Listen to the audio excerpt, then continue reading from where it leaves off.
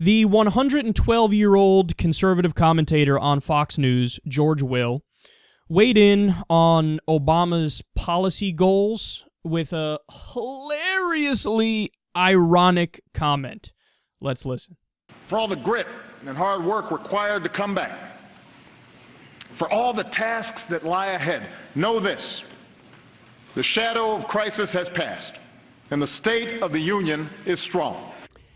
President Obama sounding like anything but a lame duck when he addressed the new GOP-led Congress in his State of the Union speech this week. And we're back now with the panel. George, not a mention of the midterms, no reference whatsoever to new Senate Majority Leader Mitch McConnell.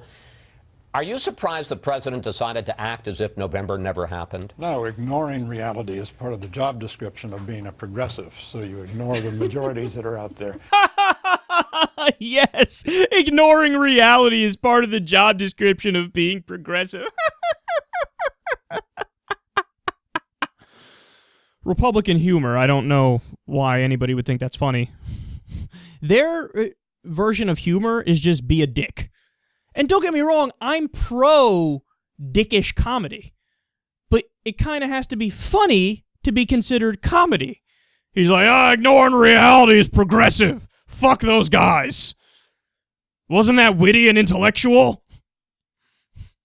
I don't even know what that means, man. I mean, what characterizes progressives? They're mostly anti-war, and to be clear, I do not believe Obama's a progressive. I believe, at best, he's a centrist. He's also a pro-establishment Democrat. More likely, he's center-right, and he's a corporatist. Because he's okay on some social issues and a handful of economic issues, he's a progressive. Nonsense.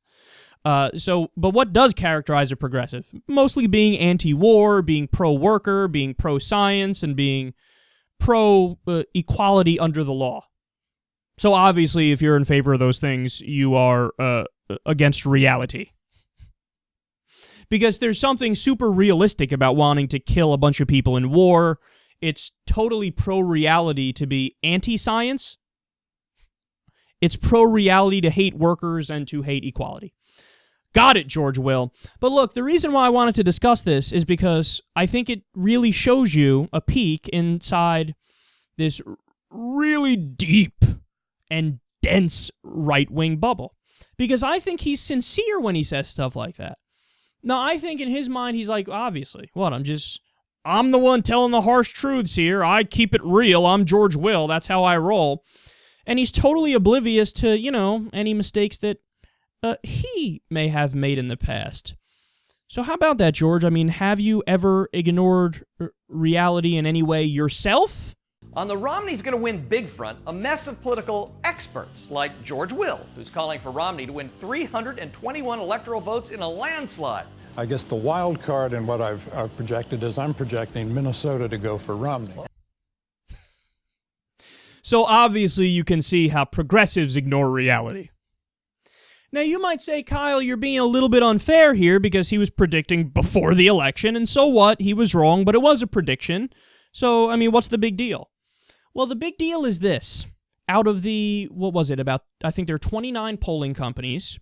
27 of the 29 said not only that Obama was going to win, but Obama was going to win by a fairly significant range.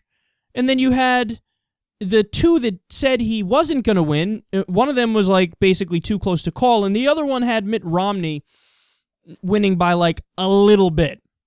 So there were a grand total of 0 polling companies that had research to suggest that George Will was correct. But nonetheless, he made this bold prediction. Not only is Mitt Romney going to win, Mitt Romney is going to win in a landslide victory. So in other words, there was no empirical evidence or data in reality, there's that word again, that backs up George Will. It was just his opinion that he was pushing as if it was fact. His opinion that he was pushing as if it was, like, what do you mean? I want this to be true, so therefore it is true. This is the guy accusing progressives of ignoring reality.